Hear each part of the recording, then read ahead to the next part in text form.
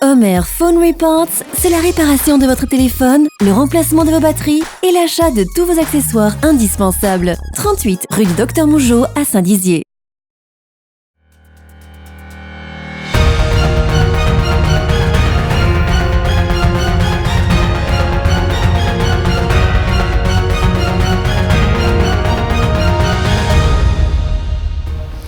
Bonsoir à tous, bienvenue dans votre journal week-end du vendredi 21 juin 2019. Voici les titres. Les talents se révèlent au collège Louis Ortiz grâce au spectacle de fin d'année. Quel bilan pour la Haute-Marne au salon de l'agriculture? Nous y répondrons dans un instant. Travailler avec les jeunes sur les valeurs de la citoyenneté, c'est le projet de Leïla Abba. Un label écolo pour le groupe scolaire Yvon Régin à Chamouillé.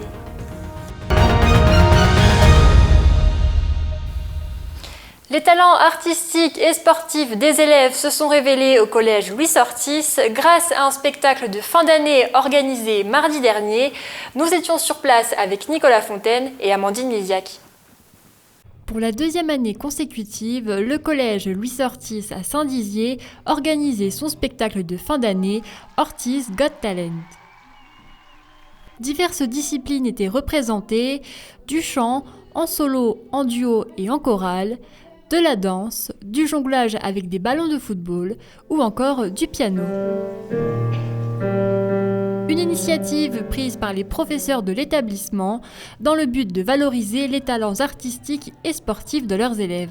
On a commencé l'année dernière avec Monsieur Barito. On discutait à la cantine de tout et de rien. Et puis on s'est dit oui, ça serait bien qu'il y ait un moment fort à la fin de l'année, voilà, qui puisse montrer un petit peu tout ce que nos élèves savent faire.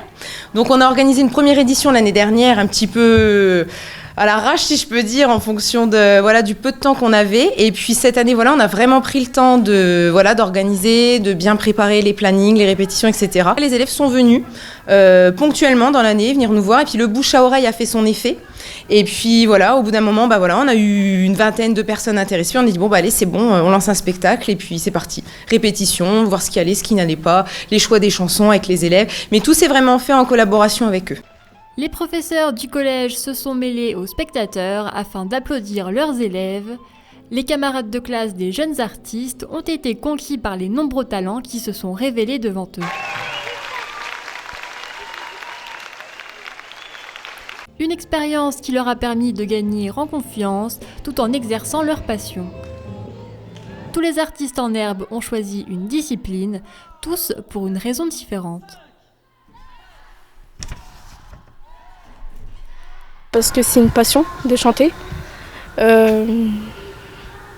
pour améliorer un peu notre voix et avoir un peu plus de vocabulaire aussi en musique, ça nous aide un peu. L'année dernière, il y a mes copines qui ont fait de la chorale et on trouvait ça bien, du coup j'ai essayé et j'ai bien aimé.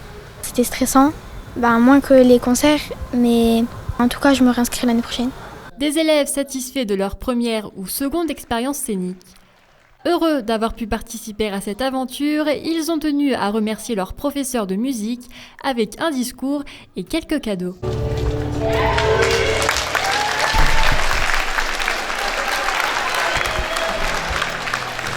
Ceux qui n'ont pas osé tenter l'aventure cette année pourront le faire l'an prochain, puisqu'une troisième édition de ce spectacle est prévue. Bilan positif pour la Haute-Marne au salon de l'agriculture 2019, à tel point que le département retentera l'aventure l'an prochain. Reportage de Jérémy Vitry et Antoine Regnault. C'est une opération réussie qu'a vécu le conseil départemental de Haute-Marne et les agriculteurs au Marnais l'année passée. Parlons bien de la première participation au salon international de l'agriculture à Paris. Au total, 26 producteurs se sont succédés sur le stand dédié au département durant la durée du salon, porte de Versailles. Et Depuis ce lundi, c'est officiel, le conseil départemental et la chambre d'agriculture l'ont annoncé. La participation sera renouvelée pour le salon international de l'agriculture 2020 du 22 février au 1er mars prochain. Je crois qu'une telle opération doit s'inscrire dans le long terme. On doit avoir vu la Haute-Marne en 2019, on s'est donné rendez-vous en 2020, voilà pourquoi nous lançons déjà tous les travaux de préparation avec un appel à intérêt auprès des agriculteurs et des éleveurs qui veulent venir nous rejoindre au Salon de l'agriculture en 2020. C'est une grosse organisation qui se prépare quasiment un an à l'avance. Voilà pourquoi, dès maintenant, nous souhaitons savoir avec qui nous allons au salon, comment on s'organise, quelle animation. Voilà pourquoi aujourd'hui on lance déjà, alors qu'on sort à peine de ce salon 2019 et on se projette déjà sur le salon 2020. L'intérêt, c'est de promouvoir notre département, c'est de participer à un salon qui est, je crois, un des plus beaux salons qu'on a aujourd'hui dans notre pays, de promouvoir notre ruralité, de promouvoir nos producteurs, nos éleveurs, tous ceux qui travaillent et qui vivent dans nos territoires ruraux, et puis de faire une vraie promotion positive de notre territoire, la Haute-Marne, avec tous ses atouts. Et la ruralité, je le dis souvent, sont beaucoup d'atouts, et finalement, on retient souvent les points négatifs de vivre en ruralité. Je souhaite positiver ce département avec ses atouts en matière de ruralité.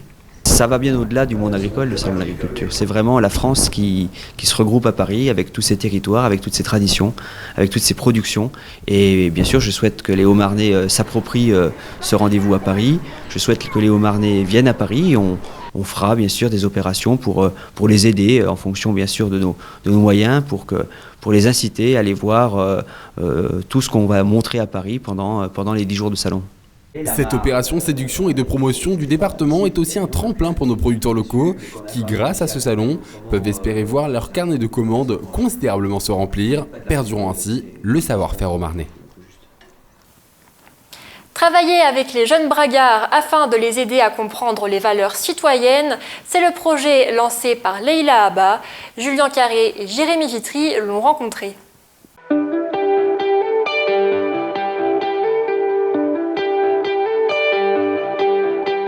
Le projet sur lequel je me suis lancée, donc c'est un projet porté par la Ligue de l'enseignement de Haute-Marne, c'est un projet qui répond à un appel à projet justement de la DILCRA, donc de la délégation interministérielle de lutte contre le racisme, l'antisémitisme et la haine anti-LGBT. Donc c'est une lutte contre les discriminations. Et ce projet, il s'intitule Du devoir de mémoire au souvenir de l'avenir. Et pourquoi la Ligue a décidé de porter un projet tel que celui-là, c'est au vu surtout des événements actuels de l'année 2018 qui a été un petit peu mouvementée pour diverses raisons.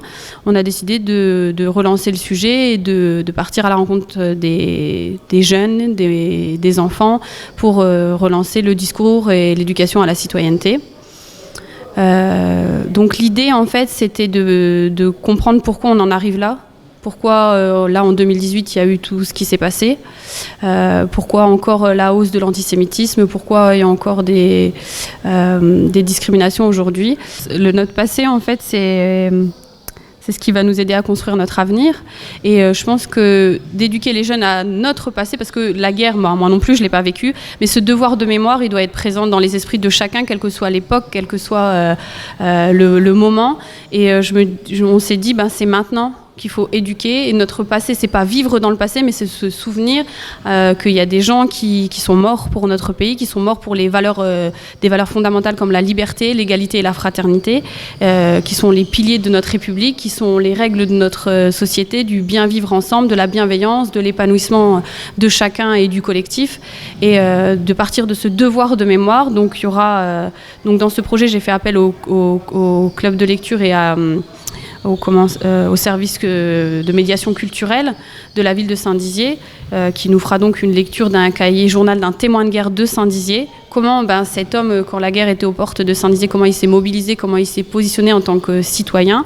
Et ne pas oublier que oui, aujourd'hui on se promène dans Saint-Dizier, dans tous les lieux, et c'est parce qu'il y a des gens qui ont pris position à un moment donné pour des valeurs dont on a la jouissance nous aujourd'hui, et que c'est super important de les défendre aujourd'hui, de les garder, de se poser, de prendre un temps.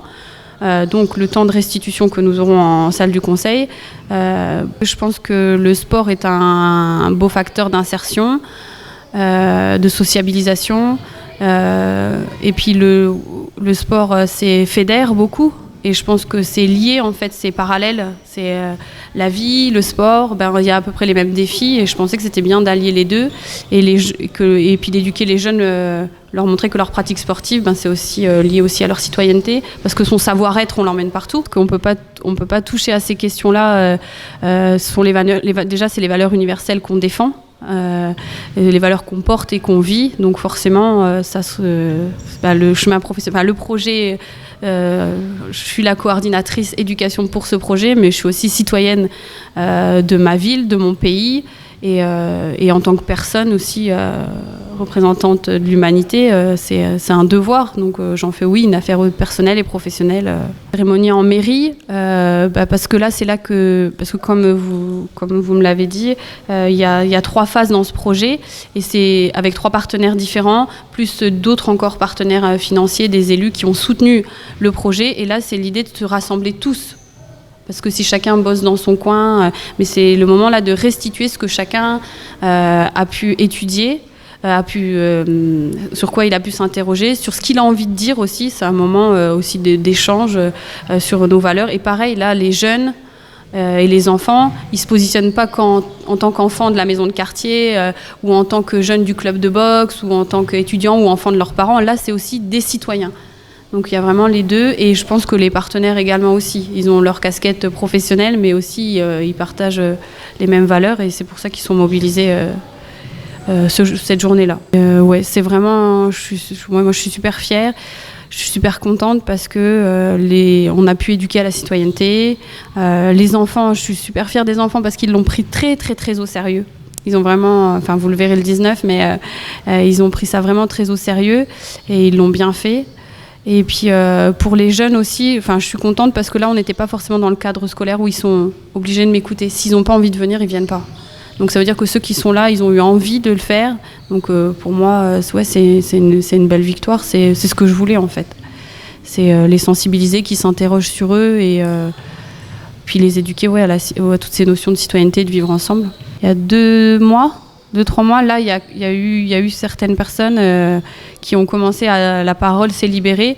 Et parce qu'en fait, ceux qui ont participé, ils ont été touchés par quelque chose. Il y en a qui me l'ont dit directement, oui, ça me parle, ça, faut qu'on fasse quelque chose, oui, ça, c'est grave, qui sont mobilisés tout de suite. Donc, il y a eu tout de suite un comité de pilotage, en fait, dès la première séance. Mais après, il y en a plus tard, en fait, quand ils ont travaillé les notions, c'est là que la parole, elle s'est libérée, et qui m'ont dit, tu sais, moi, j'ai vécu ça, je l'ai vécu comme ça, et voilà. Et du coup, oui, c'est vrai qu'en fait, ça nous touche quotidiennement. Et là, depuis 2 mois, en fait, on a passé à un stade plus de la confidence, et là, ils sont vraiment interrogés, en fait.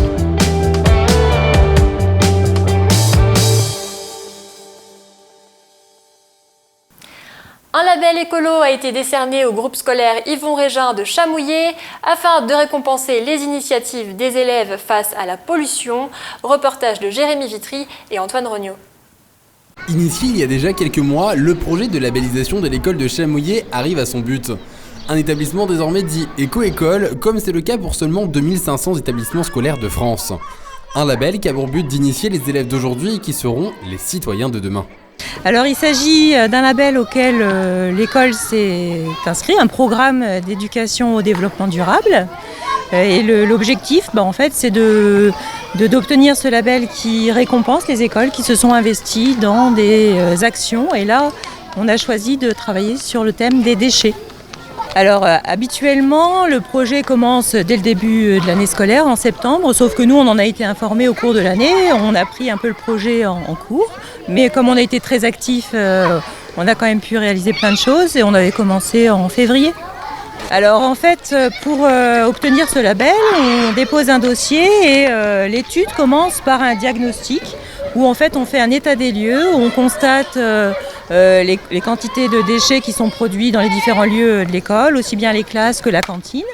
Après ce constat, on s'est rendu compte qu'il y avait des améliorations à apporter.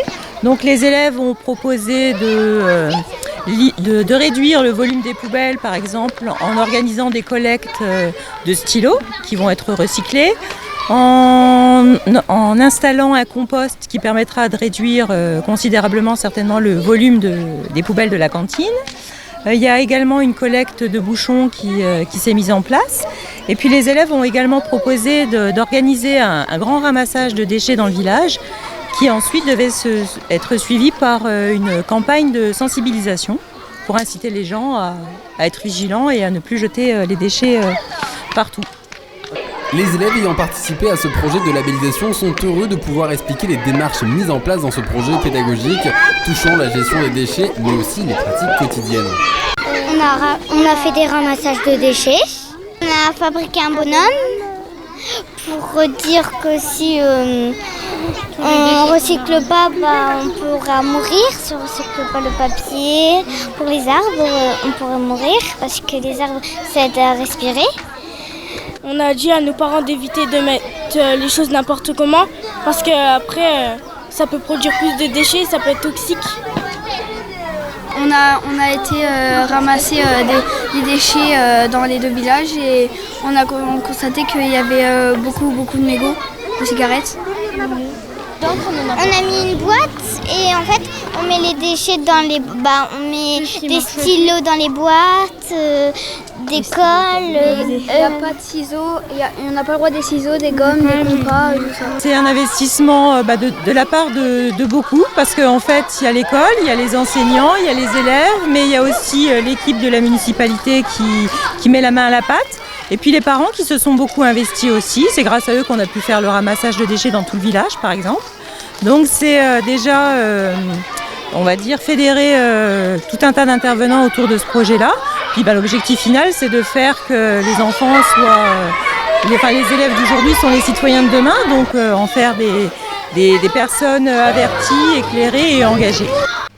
Un projet soutenu par les enseignants, les parents d'élèves, mais aussi le maire de la commune.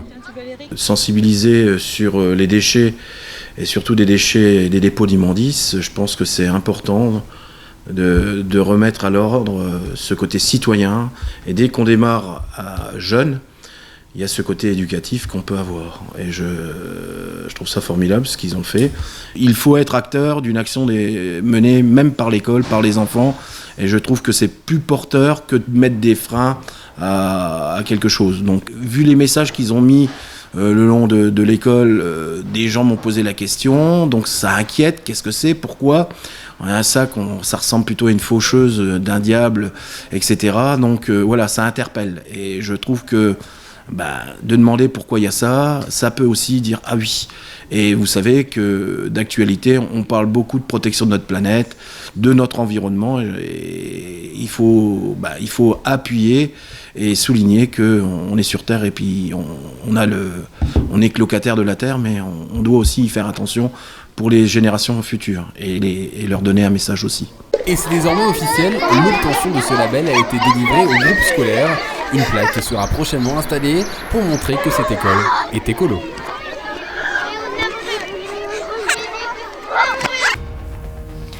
C'est la fin de cette édition, l'info continue sur Puissance Télévision. Toute l'actualité qui vous concerne, à voir ou à revoir, dès maintenant sur puissancetélévision.fr et sur notre application mobile.